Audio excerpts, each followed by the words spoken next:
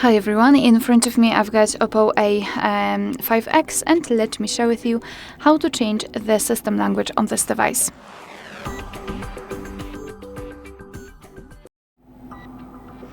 So let's begin with opening the settings, and here we have to scroll down to find System and Update.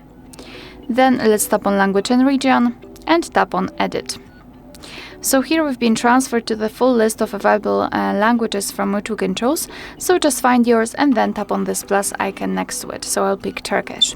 Your device will immediately ask you whether you want to set the new language as a default one. So just tap on yes to confirm. And now from now on the whole system will be displayed in the chosen language. As you can see here, we've got two languages. So if you've got two or more languages added here, you can quickly change the language just by tapping on the language you'd like to apply. So in my case English, just confirm it, and now again we will have English set.